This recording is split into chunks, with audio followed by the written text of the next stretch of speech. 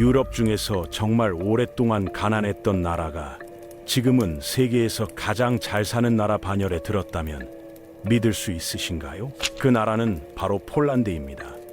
불과 35년 전인 1989년만 해도 폴란드의 상황은 정말 절망적이었어요. 소비에트 위성국으로 지내면서 40여 년간 공산주의 경제 체제 아래에 있었거든요. 그 결과 경제는 완전히 망가져 있었고 국민들의 삶은 그야말로 밑바닥이었어요.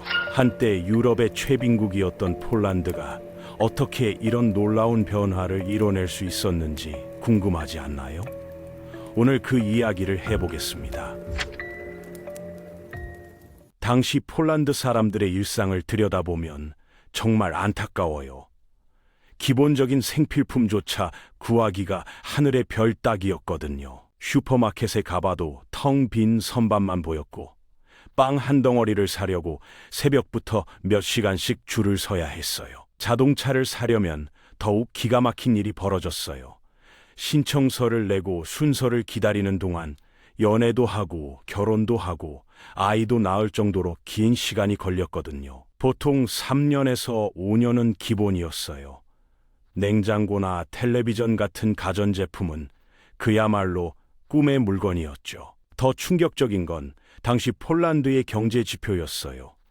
1인당 국내 총 생산이 지금의 우크라이나보다도 낮았거든요. 전체 인구의 20%가 극심한 빈곤에 허덕이고 있었고 대부분의 사람들이 내일을 걱정하며 하루하루를 버텨내고 있었어요. 그런데 2024년 현재 폴란드를 보면 정말 믿기 어려운 변화가 일어났어요. 1인당 국내 총생산이 23,434달러까지 올라왔거든요. 이는 세계 평균의 거의 2배에 달하는 수준이에요. 전체 경제 규모로는 8,446억 달러로 세계 21위의 경제 대국이 되었죠. 놀랍게도 2025년에는 스위스까지 제치고 세계 경제 순위 20위권에 진입할 것으로 예측되고 있어요. 한때 가난의 대명사였던 나라가 이제는 선진국들과 어깨를 나란히 하게 된 거예요. 폴란드의 성장세는 정말 경이로워요. 지난 30년 동안 단 한 번도 경제가 위축된 적이 없거든요. 2008년 전 세계가 금융위기로 휘청거릴 때도, 2011년 유럽이 재정위기로 고통받을 때도 폴란드만큼은 꾸준히 성장했어요. 유럽연합 회원국 중에서 유일하게 플러스 성장을 기록한 나라였죠. 폴란드 시민들의 삶도 완전히 바뀌었어요. 평균 임금이 월 280만 원에 육박하고 최저임금도 145만 원 수준까지 올라왔거든요. 임금 상승률이 물가 상승률을 앞지르면서 실질 소득이 꾸준히 늘고 있는 상황이에요. 경제 성장만 이뤄낸 게 아니에요. 폴란드는 현재 유럽연합에서 가장 큰 군대를 보유하고 있어요. 나토 회원국 중에서도 방위비 지출 비중이 최고 수준이거든요. 2024년 기준으로 국내 총생산의 4.3%를 국방비로 쓰고 있어요. 이는 미국의 3.3%보다도 높은 수준이죠. 하지만 여기서 정말 중요한 건 폴란드가 이런 성장을 이루는 과정에서 다른 옛 소비에트 국가들이 겪은 함정을 완전히 피했다는 거예요. 러시아처럼 소수의 거대한 재벌이 부를 독점하지도 않았고 우크라이나처럼 극심한 사회 불평등에 시달리지도 않았어요. 대신 폴란드는 건전한 민주주의 체제와 투명한 제도를 바탕으로 균등하게 성장했어요. 부패 지수도 꾸준히 개선되고 있고 언론의 자유도 상당한 수준을 유지하고 있거든요. 경제 성장과 민주주의 발전을 동시에 이뤄낸 거의 유일한 동유럽 국가라고 할 수 있어요. 그렇다면 도대체 무슨 일이 일어났던 걸까요? 어떻게 유럽의 최빈국이었던 폴란드가 이런 기적 같은 변화를 이룰 수 있었을까요? 그 비밀은 바로 1989년 소비에트 연방이 무너진 그 순간부터 시작돼요. 당시 폴란드 정부는 극도로 어려운 상황에서 매우 과감한 결정을 내렸어요. 다른 동유럽 국가들이 점진적인 개혁을 택했을 때 폴란드만은 급진적인 경제 개혁에 나선 거였죠. 이것이 바로 폴란드 기적의 출발점이었는데요. 바로 그 급진적인 경제 개혁을 이끈 인물이 있었어요. 레셰크 발체로비치라는 경제학자였죠. 이 사람이 내놓은 경제 개혁안이 폴란드 역사를 완전히 바꿔놓게 되는데요. 발체로비치가 제시한 건 바로 충격 치료라는 급진적인 경제 개혁이었어요. 이 이름을 들어보신 분들도 있을 거예요. 최근 아르헨티나의 하비에르 밀레이 대통령이 비슷한 정책을 펼치고 있거든요. 하지만 폴란드가 원조라고 할 수 있어요. 충격 치료의 핵심은 간단했어요. 국가가 통제하던 모든 것을 한순간에 시장에 맡기는 거였죠.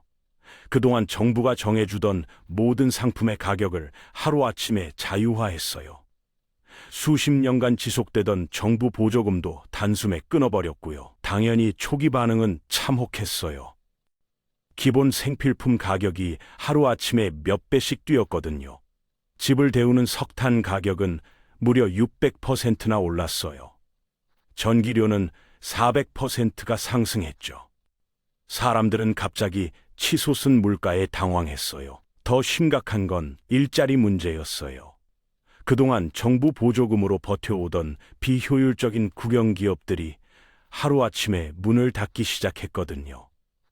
조선업, 광업, 철강업 같은 대규모 산업체에서 수십만 명이 일자리를 잃었어요. 실업률이 15%까지 치솟았어요. 평생 직장이라는 개념이 완전히 사라졌죠. 많은 사람들이 생계의 위협을 느꼈고 일부에서는 폭동까지 일어났어요. 국민들 사이에서는 차라리 공산주의 시절이 나았다는 목소리까지 나왔거든요. 하지만 발체로비치와 정부는 흔들리지 않았어요. 이런 고통스러운 과정이 꼭 필요하다고 믿었거든요. 마치 썩은 상처를 도려내야 새살이 돋는 것처럼 비효율적인 경제 구조를 완전히 제거해야 한다고 생각했어요. 그리고 이들의 판단이 옳았다는 게 점차 드러나기 시작했어요. 1991년부터 폴란드 경제가 다시 성장하기 시작한 거예요. 2년간의 짧지만 혹독한 침체기를 거친 후 완전히 새로운 모습으로 거듭났죠. 가장 눈에 띄는 변화는 민간 기업의 폭발적인 증가였어요. 그동안 창업이 거의 불가능했던 상황에서 갑자기 누구나 사업을 시작할 수 있게 되었거든요. 작은 상점부터 제조업체까지 온갖 종류의 기업들이 우후죽순 생겨났어요. 특히 서비스업 분야에서 혁신이 일어났어요. 공산주의 시절에는 레스토랑이나 카페 같은 게 거의 없었거든요. 하지만 경제 자유화 이후 바르샤바나 크라쿠프 같은 대도시에는 수많은 음식점과 상점들이 생겨났어요. 무엇보다 중요했던 건 제도적 기반을 제대로 만든 거예요. 재산권을 철저히 보장하고 상법을 현대적으로 정비했어요. 1991년에는 바르샤바 증권거래소가 다시 문을 열었죠. 이런 투명하고 예측 가능한 제도가 있었기 때문에 외국 기업들도 안심하고 투자할 수 있었어요. 여기서 정말 중요한 점이 하나 있어요. 폴란드는 국영기업을 민영화하는 과정에서 매우 신중하게 접근했다는 거예요. 러시아처럼 헐값에 급매하지 않았거든요. 대신 단계적으로 투명한 절차를 거쳐서 진행했어요. 덕분에 러시아에서 일어난 것 같은 부패 스캔들이나 특혜 논란이 상대적으로 적었어요. 소수의 재벌이 국가 자산을 독점하는 일도 막을 수 있었죠. 이게 나중에 폴란드가 건전한 시장 경제를 만들 수 있었던 핵심 요인이었어요. 하지만 폴란드의 진짜 성공 비결은 따로 있었어요. 바로 완벽한 타이밍에 등장한 인구 구조의 힘이었는데요. 이 이야기가 정말 흥미로워요. 1990년대 초반 폴란드에는 다른 나라들이 부러워할 만한 특별한 자산이 하나 있었어요. 바로 황금 같은 인구 구조였죠. 당시 폴란드 인구의 대부분이 20대에서 40대 사이에 일할 수 있는 나이였거든요. 이게 얼마나 중요한지 아세요?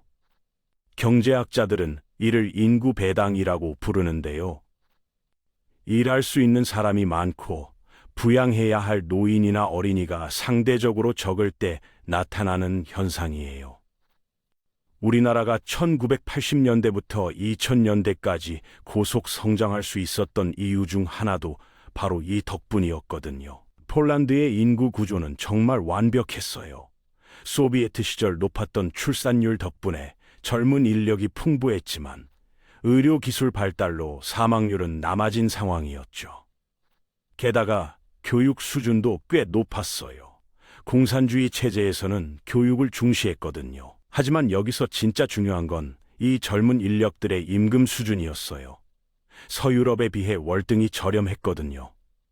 1990년대 초반 폴란드 노동자의 평균 임금은 독일 노동자 임금의 10분의 1 수준에 불과했어요. 그럼에도 이들의 교육 수준과 기술력은 서유럽과 크게 다르지 않았죠. 이런 매력적인 조건을 놓칠 리 없었어요. 서유럽과 미국의 기업들이 폴란드로 몰려들기 시작했거든요. 독일의 폭스바겐, 미국의 제너럴 모터스, 이탈리아의 피아트 등 굵직한 자동차 회사들이 앞다퉈 폴란드에 공장을 세웠어요. 단순히 자동차 산업만이 아니었어요. 정보기술 분야에서도 엄청난 변화가 일어났죠. 마이크로소프트, 구글, 아마존 같은 거대한 기술 기업들이 폴란드에 개발센터나 지원센터를 설립하기 시작했거든요. 영어를 잘하는 고학력 인력을 저렴한 비용에 구할 수 있었기 때문이에요. 폴란드의 지리적 위치도 큰 장점이었어요. 서유럽과 동유럽의 중간 지점이면서 독일과 러시아 사이에 위치해 있었거든요. 독일에서 만든 부품을 폴란드로 가져와서 조립한 다음 동유럽이나 러시아로 수출하기에 최적의 입지였어요. 폴란드 정부도 외국인 투자 유치에 적극적으로 나섰어요. 각종 세제 혜택을 주고 경제 특구를 만들어서 인프라를 지원했죠. 투자 절차도 대폭 간소화했고 영어로 된 행정 서비스도 제공했어요. 그 결과가 놀라웠어요. 1990년대 말까지 외국인 직접 투자가 폴란드 국내 총생산의 5%까지 달했거든요. 이는 당시 동유럽 국가들 중에서도 최고 수준이었어요.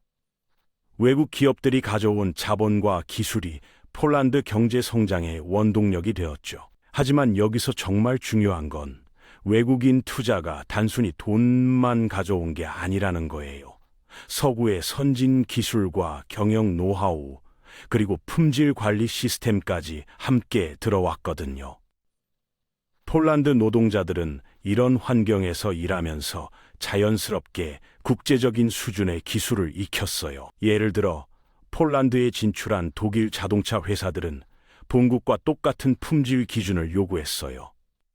폴란드 근로자들은 처음엔 힘들어했지만 점차 이런 기준에 익숙해졌죠. 결과적으로 폴란드에서 생산된 자동차의 품질이 독일 본국 제품과 거의 차이가 나지 않을 정도가 되었어요. 이런 과정을 통해 폴란드는 점차 제조업의 허브로 자리 잡기 시작했어요. 특히 자동차, 전자제품, 가전제품 분야에서 두각을 나타냈죠. 2024년 현재 폴란드는 세계에서 두 번째로 큰 가전제품 수출국이 되었어요. 연간 2180만 대의 가전제품을 독일, 프랑스, 영국 등으로 수출하고 있거든요. 그런데 이 모든 성장 과정에서 폴란드가 정말 잘한 일이 하나 있어요. 바로 부패를 막고 투명한 제도를 유지한 거였죠. 다른 동유럽 국가들처럼 소수의 재벌이 경제를 독점하지 않았거든요.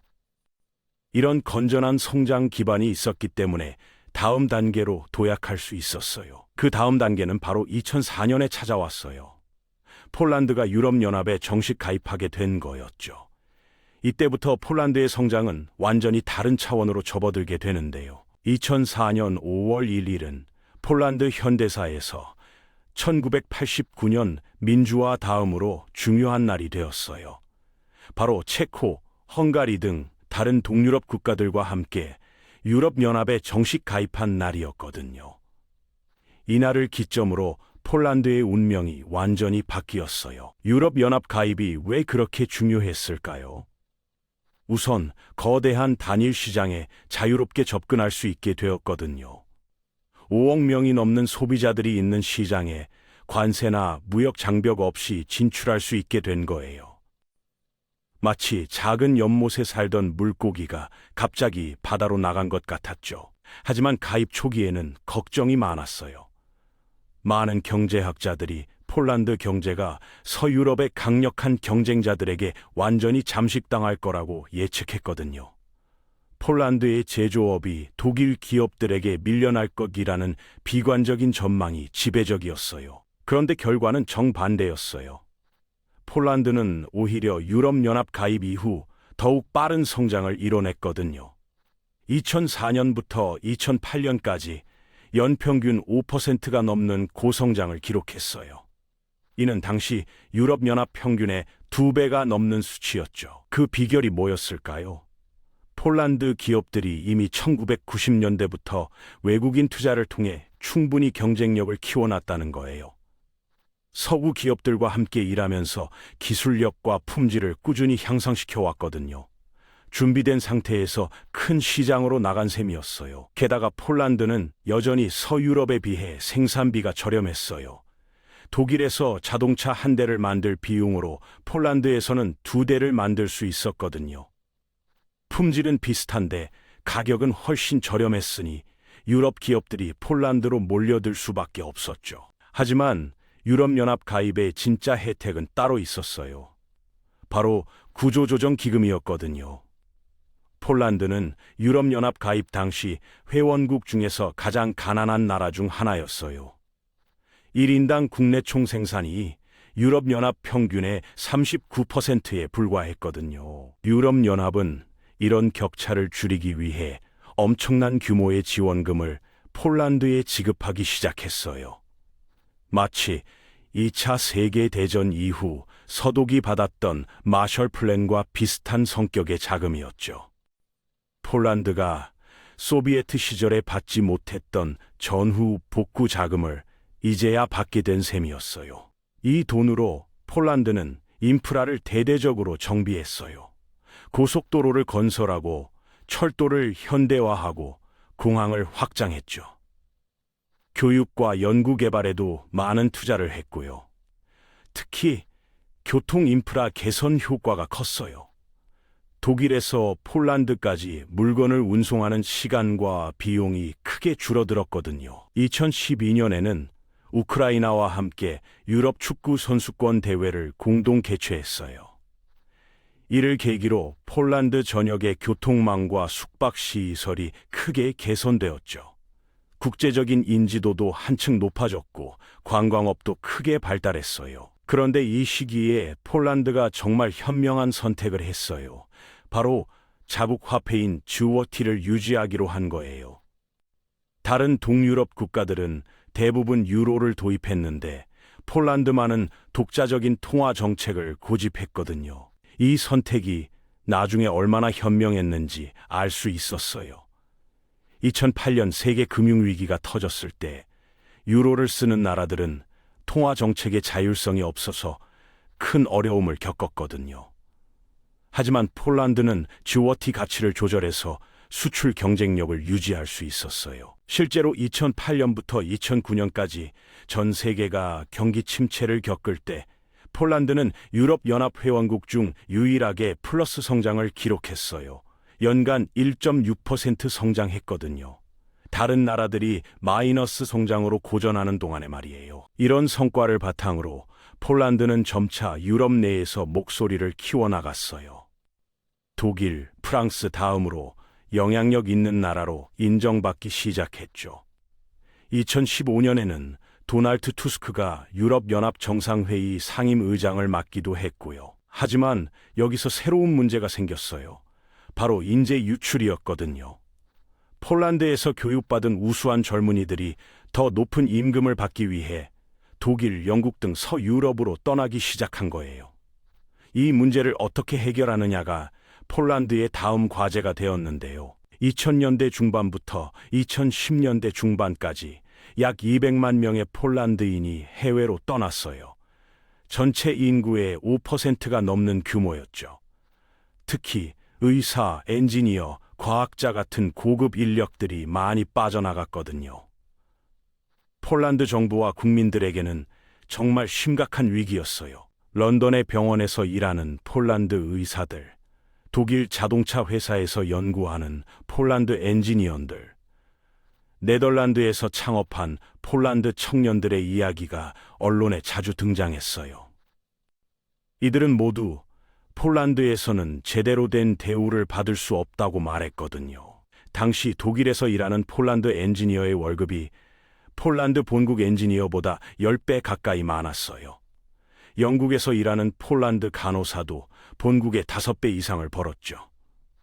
이런 상황에서 우수한 인재들이 해외로 나가는 건 너무나 당연한 일이었어요. 하지만 2015년경부터 흥미로운 현상이 나타나기 시작했어요. 그동안 서유럽으로 떠났던 폴란드인들이 하나 둘씩 고향으로 돌아오기 시작한 거예요. 이른바 리턴 마이그레이션 현상이었죠. 도대체 무슨 일이 일어난 걸까요? 가장 큰 이유는 폴란드 경제가 꾸준히 성장하면서 임금 격차가 크게 줄어들었기 때문이에요. 2010년 독일 근로자 임금의 10분의 1 수준이었던 폴란드 임금이 2020년에는 3분의 1 수준까지 올라왔거든요. 여전히 차이는 있었지만 예전처럼 압도적이지는 않았어요. 게다가 폴란드에서는 생활비가 서유럽보다 훨씬 저렴했어요. 바르샤바에서 괜찮은 아파트 하나 얻는 비용이 런던이나 베를린의 절반 정도였거든요. 실질적인 삶의 질을 따져보면 굳이 해외에 있을 이유가 없어진 거였죠. 무엇보다 중요했던 건 폴란드에서 창업 환경이 크게 개선되었다는 거예요. 정부가 각종 규제를 완화하고 젊은 기업가들을 위한 다양한 지원 제도를 만들어냈거든요. 세제 혜택, 사업 자금 지원, 멘토링 프로그램까지 다양한 지원책이 나왔어요. 그 결과 폴란드에는 수많은 스타트업이 생겨나기 시작했어요. 특히 정보기술 분야에서 놀라운 성과들이 나타났죠. 게임 개발사 CD 프로젝트 레드가 만든 위쳐 시리즈는 전 세계적으로 5천만 개 이상 판매되었고, 사이버펑크 2077도 큰 성공을 거뒀거든요. 전자상거래 분야에서도 혁신이 일어났어요. 알레그로라는 온라인 쇼핑몰은 폴란드 최대 규모가 되었고, 동유럽 전체로 사업을 확장했죠. 페이유라는 결제 서비스도 유럽 여러 나라에서 사용되고 있어요. 이런 성공 사례들이 더 많은 젊은이들의 창업 의욕을 자극했어요. 금융 분야에서도 눈에 띄는 발전이 있었어요. 바르샤바는 이제 프랑크푸르트, 런던 다음으로 중요한 유럽의 금융 허브로 성장하고 있거든요. 많은 국제은행들이 동유럽 업무를 총괄하는 본부를 바르샤바에 두고 있어요. 하지만 모든 문제가 해결된 건 아니었어요. 폴란드의 연구개발 투자는 여전히 부족했거든요. 국내 총생산 대비 1.5% 수준에 머물러 있었어요.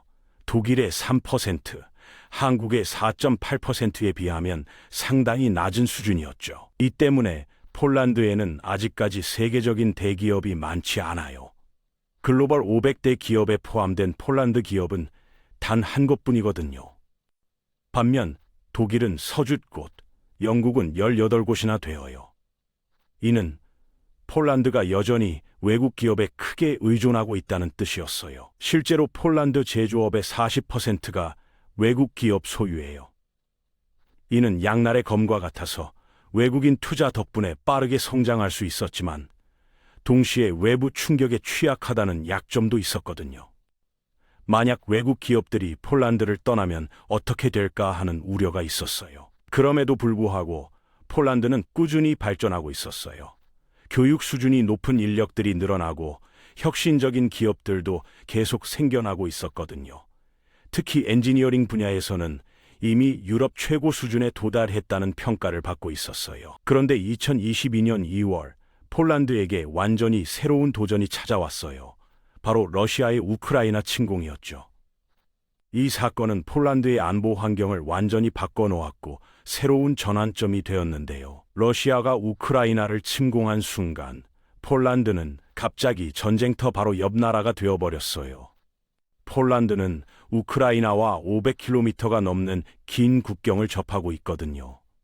게다가 서쪽으로는 러시아의 월경지인 칼리닝그라드와도 국경을 맞대고 있었죠. 폴란드 국민들에게는 악몽 같은 기억이 되살아났어요.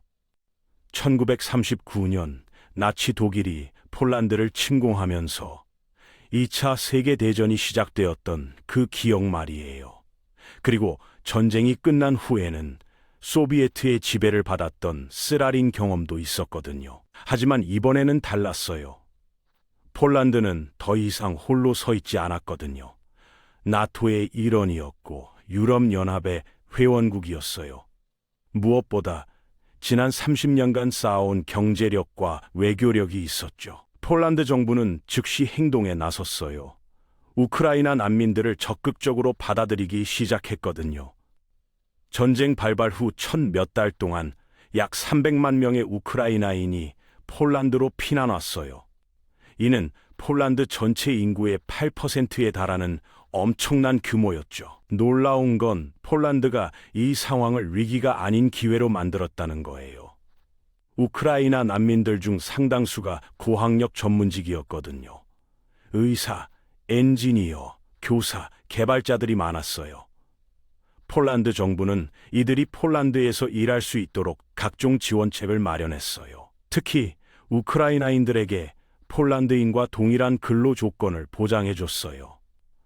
별도의 취업 허가 없이도 일할 수 있게 했고, 사회보장 혜택도 똑같이 받을 수 있게 했죠. 이런 개방적인 정책 덕분에 많은 우크라이나인들이 폴란드에 정착했어요. 그 결과 폴란드 경제에는 새로운 활력이 생겨났어요. 부족했던 인력 문제가 해결되었고, 특히 정보기술 분야에서는 우크라이나의 우수한 개발자들이 큰 도움이 되었거든요.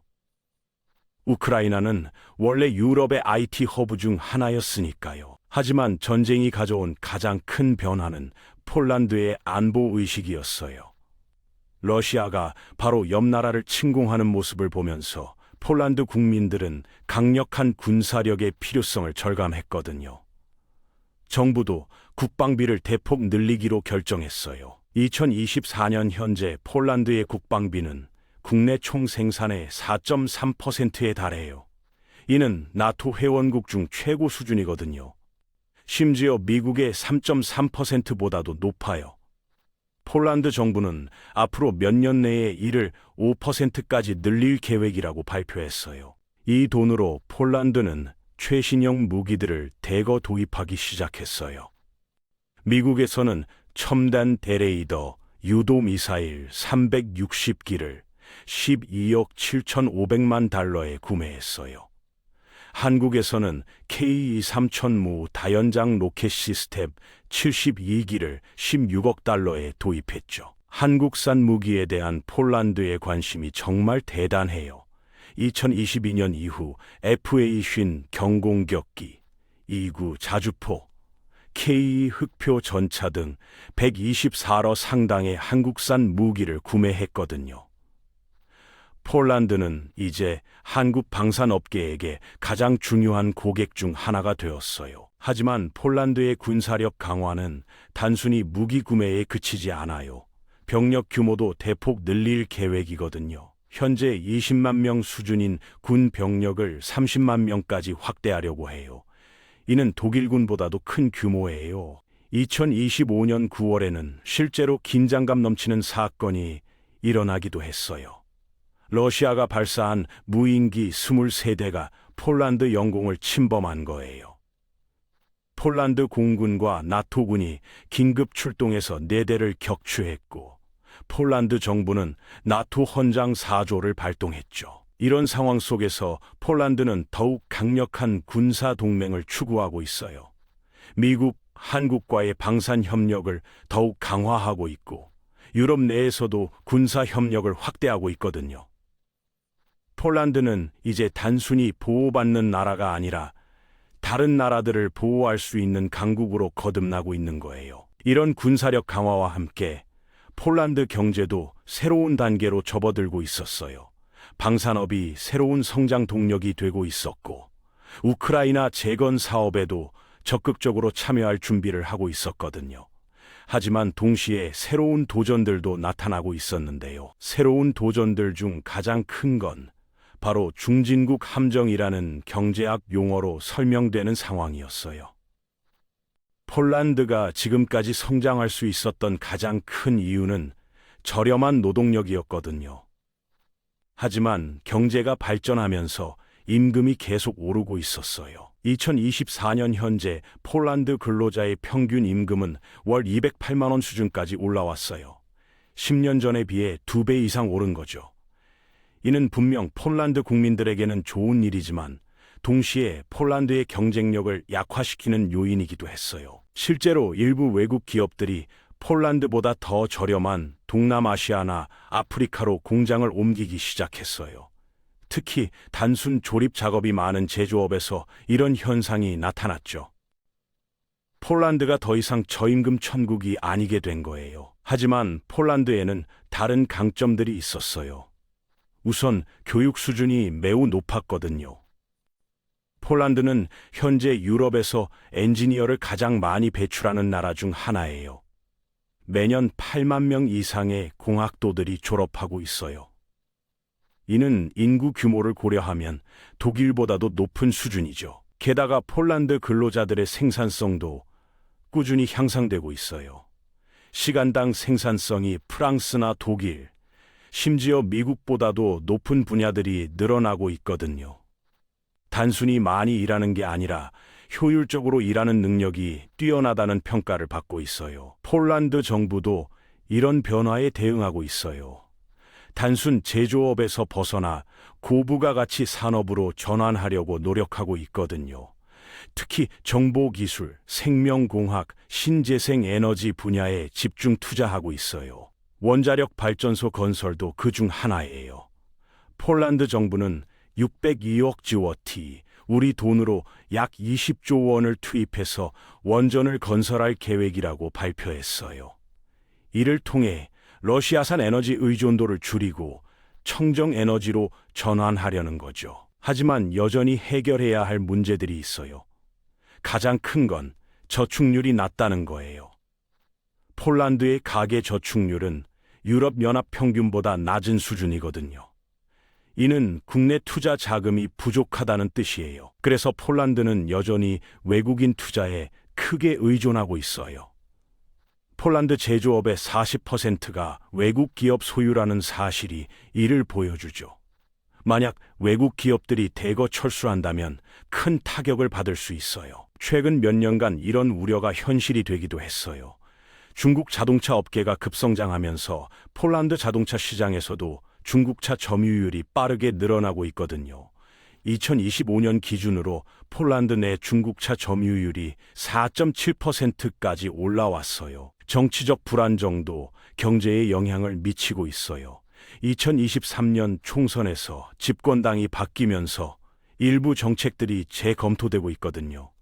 특히 이전 정부가 체결했던 대규모 방산 계약들이 재논의되고 있어서 투자자들이 불안해하고 있어요. 인구 고령화 문제도 서서히 나타나고 있어요. 폴란드도 다른 유럽 국가들처럼 출산율이 감소하고 있거든요. 지금은 아직 젊은 인력이 많지만 10년 후에는 상황이 달라질 수 있어요. 트럼프 미국 대통령의 새로운 무역 정책도 폴란드에게는 도전이에요. 미국이 유럽연합 상품에 25% 관세를 부과한다고 발표했거든요. 다행히 폴란드에 미치는 직접적인 영향은 국내 총생산의 0.1% 수준으로 크지 않지만 간접적인 파급 효과는 더 클 수 있어요. 하지만 폴란드에는 여전히 희망적인 요소들이 많아요. 2024년 4분기 경제 성장률이 3.2%를 기록하면서 유럽연합에서 두 번째로 높은 성장률을 보였거든요. 2025년에도 3% 이상의 견실한 성장이 예상되고 있어요. 무엇보다 폴란드 국민들의 의지와 역량이 뛰어나다는 게 가장 큰 자산이에요. 지난 35년간 끊임없이 변화하고 발전해온 경험이 있거든요. 이런 역동성이 있는 한 폴란드는 어떤 도전이 와도 극복할 수 있을 거예요. 그렇다면 폴란드의 미래는 과연 어떤 모습일까요? 폴란드의 미래를 전망해보면 정말 흥미로운 그림이 그려져요. 여러 국제기구들이 내놓은 예측을 보면 폴란드는 2030년까지 1인당 국내 총 생산이 영국을 추월할 가능성이 높다고 해요. 상상해보세요. 한때 유럽 최빈국이었던 나라가 대영 제국의 후예를 넘어서는 거예요. 2025년부터 2027년까지 유럽연합에서 폴란드로 유입될 기금만 해도 엄청난 규모예요. 이 자금들이 주로 투자 확대에 쓰일 예정이라서 연간 7%의 투자 증가가 예상되고 있거든요. 이는 경제 성장에 강력한 추진력을 제공할 거예요. 특히 주목할 만한 건 폴란드가 유럽의 새로운 기술 허브로 부상하고 있다는 거예요. 이미 많은 글로벌 기업들이 연구개발센터를 폴란드에 설립하고 있어요. 구글의 클라우드 센터, 마이크로소프트의 인공지능 연구소, 아마존의 물류혁신센터 등이 그 예죠. 폴란드 정부도 야심찬 계획을 가지고 있어요. 2030년까지 연구개발비를 국내 총생산의 3% 수준까지 끌어올리겠다고 발표했거든요. 이는 현재의 2배에 달하는 수준이에요. 이 투자가 성과를 낸다면 폴란드 자체의 혁신 기업들이 더 많이 나올 수 있을 거예요. 바이오 테크놀로지 분야에서도 큰 기대를 걸고 있어요. 폴란드에는 이미 세계적인 수준의 제약회사들이 있거든요. 특히 백신과 항생제 분야에서 강점을 보이고 있어요. 코로나19 팬데믹 때도 폴란드산 의약품들이 유럽 전역으로 공급되었죠. 에너지 분야에서는 더욱 극적인 변화가 예상돼요. 폴란드는 2050년까지 탄소 중립을 달성하겠다고 선언했거든요. 현재 석탄 의존도가 높은 나라에서 이런 목표를 세운 건 정말 도전적이에요. 하지만 원자력과 재생에너지를 대폭 확대할 계획이라서 충분히 가능할 것 같아요. 폴란드의 지정학적 위치도 미래에는 더 큰 자산이 될 거예요. 유럽연합의 동쪽 관문 역할을 하면서 아시아와 유럽을 잇는 물류 허브로 성장하고 있거든요. 중국의 1대1로 프로젝트에서도 폴란드는 중요한 경유지 역할을 하고 있어요. 하지만 가장 큰 변화는 안보 분야에서 일어날 것 같아요. 폴란드는 이미 유럽에서 가장 강력한 군사력을 갖추고 있고 이를 더욱 확대할 계획이거든요. 향후 10년 내에 폴란드군은 유럽에서 독일군 다음으로 강력한 군대가 될 것으로 예상돼요. 이런 군사력 강화는 단순히 방어용이 아니에요. 폴란드는 동유럽의 안보 리더로 역할을 확대하려고 해요. 발틱 3국이나 우크라이나 같은 나라들에게 안보 지원을 제공하는 거죠. 과거에는 보호받던 나라였지만 이제는 다른 나라들을 보호하는 역할로 바뀌고 있어요. 경제적으로도 폴란드는 동유럽의 맹주 역할을 하게 될 것 같아요. 이미 체코, 슬로바키아, 헝가리보다 훨씬 큰 경제 규모를 가지고 있거든요. 우크라이나 재건 과정에서도 폴란드 기업들이 주도적인 역할을 할 것으로 예상돼요. 그렇다면 폴란드의 성공 스토리에서 우리가 배울 수 있는 교훈은 뭘까요? 첫 번째는 과감한 개혁의 중요성이에요. 1989년 폴란드가 선택한 충격 치료는 초기에는 큰 고통을 가져왔지만 결국 성공으로 이어졌거든요. 때로는 점진적 변화보다 급진적 변화가 더 효과적일 수 있다는 걸 보여줘요. 두 번째는 제도의 중요성이에요. 폴란드가 다른 옛 공산주의 국가들과 다른 길을 걸을 수 있었던 이유는 투명하고 공정한 제도를 만들었기 때문이에요. 부패를 막고 법치주의를 확립하고 재산권을 보장한 것이 성공의 기반이 되었거든요. 세 번째는 교육과 인적 자원의 힘이에요. 폴란드의 진짜 경쟁력은 잘 교육받은 인력이었어요. 저렴한 노동력만으로는 한계가 있지만 고급 인력은 지속 가능한 경쟁 우위를 만들어줘요. 네 번째는 지정학적 기회를 잘 활용하는 것의 중요성이에요. 폴란드는 동서양의 교차점이라는 지리적 위치를 최대한 활용했거든요.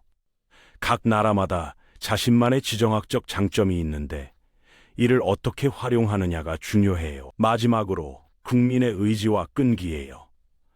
폴란드 국민들은 35년간 끊임없는 변화와 도전을 이겨냈어요. 때로는 고통스러운 개혁도 받아들이고 새로운 기회에 도전하는 용기를 보였거든요. 결국 국가 발전의 원동력은 국민들의 의지라는 걸 보여주는 사례라고 할 수 있어요. 폴란드의 이야기는 아직 끝나지 않았어요. 지금도 계속 쓰여지고 있는 현재 진행형의 성공 스토리거든요. 앞으로 10년, 20년 후에는 또 어떤 놀라운 변화를 보여줄지 정말 기대가 됩니다.